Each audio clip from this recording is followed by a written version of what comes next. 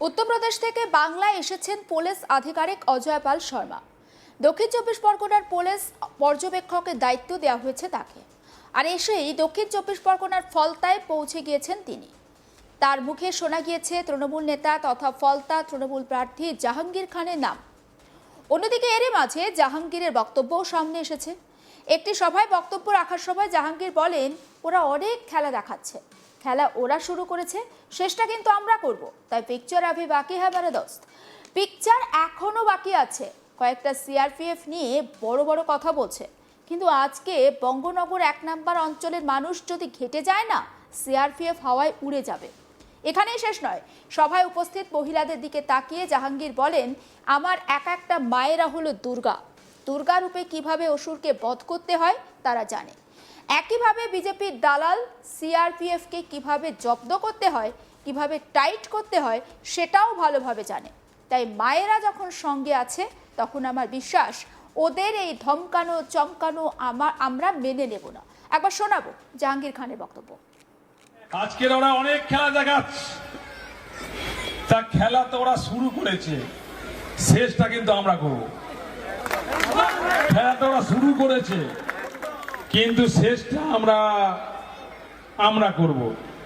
তাই পিকচার আবি বাকি মেরা দোস্ত, পিকচার এখনো বাকি আছে, সময় শুরু হয়েছে।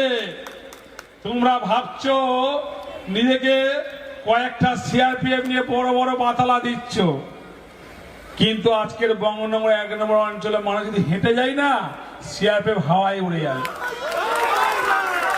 তাই সেই বিজেপি দালাল সিআরপিএফ কে বলতে চাই, ক্ষমতা আছে বঙ্গনগর 1 নম্বর অঞ্চলে মানুষের জনসমুদ্র জনস্রোত দেখে যাক।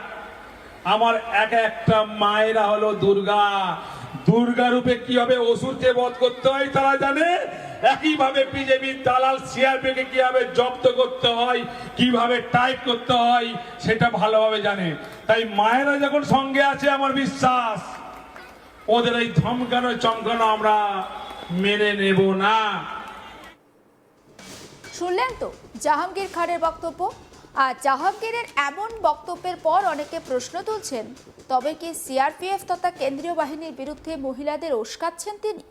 এখানেই শেষ নয়, নিজের অফিসে বসে এক সংবাদ সংস্থাকে দেওয়া সাক্ষাৎকারে জাহাঙ্গীর খান অজয় পাল শর্মাকে নিশানা করেন এবং বলেন, প্রায় দুপুর 3টের সময় সে এখানে পার্টি অফিসে এসে আমার নিরাপত্তা নিয়ে ভয় দেখানোর চেষ্টা করে।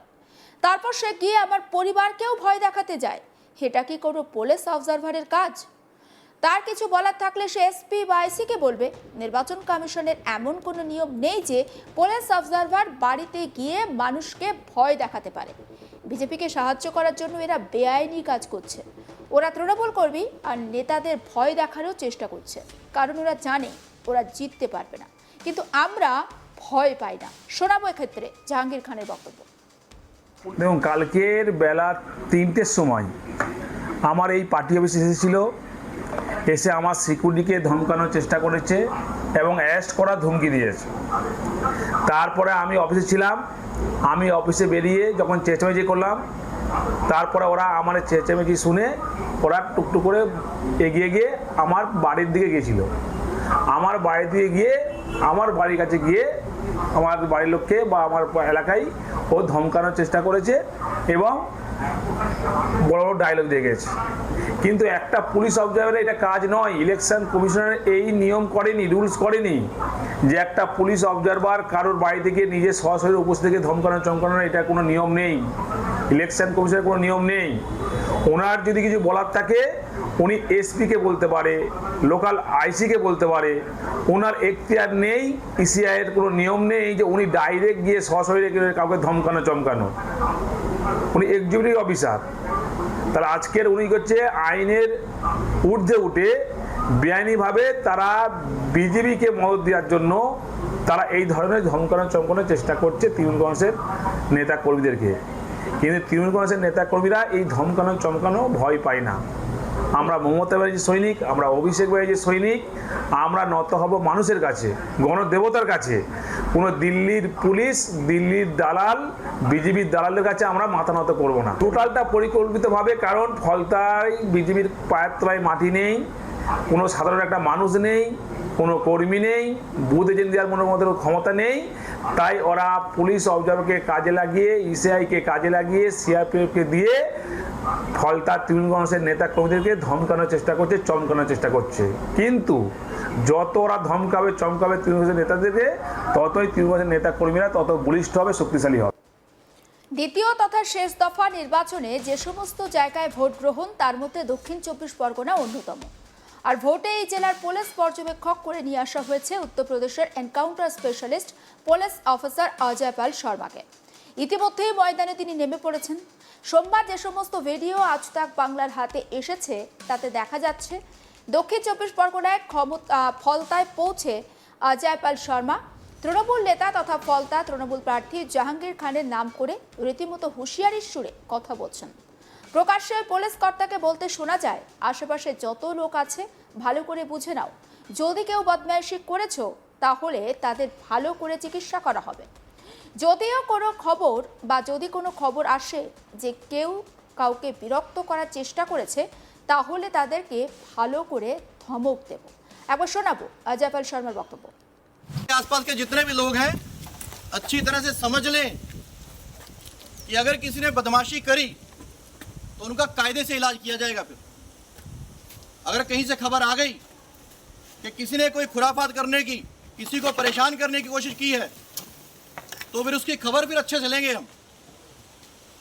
ये जहांगीर के घर वाले भी खड़े हैं, उसको बता देना कायदे से। ये बार बार जो खबरें आ रही हैं कि उसके लोग धमका रहे हैं, तो फिर अच्छे से खबर लेंगे, फिर बाद में रोना पछताना मत। तो फिर उसकी खबर फिर अच्छे से लेंगे हम। ये जहांगीर के घर वाले भी खड़े हैं, उसको बता देना कायदे से। ये बार बार जो खबरें आ रही हैं कि उसके लोग धमका रहे हैं, तो फिर अच्छे से खबर लेंगे, फिर बाद में रोना पछताना मत।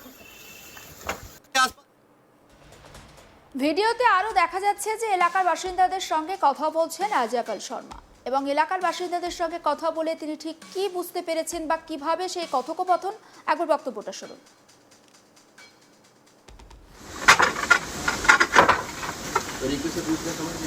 अरे नहीं पता, हम कैसे बताएं? कैसे बोल रहा हूँ कैसे बोल रहा है नहीं पता, ऐसे क्यों बोल रहा करता हूँ पोलाइटली बोलो भद्र में बोलो हमें नहीं पता, हम कैसे नहीं पता उसका वो कहाँ रहता है, वो नहीं पता यहाँ रहता है।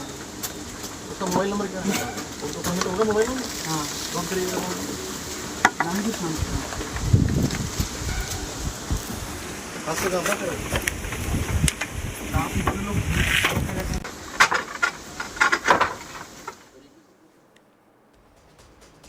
সমস্ত আপডেট পৌঁছে দেবো আপনাদের কাছে। নজর রাখুন আজ তাক বাংলায়, সাবস্ক্রাইব করতে ভুলবেন না।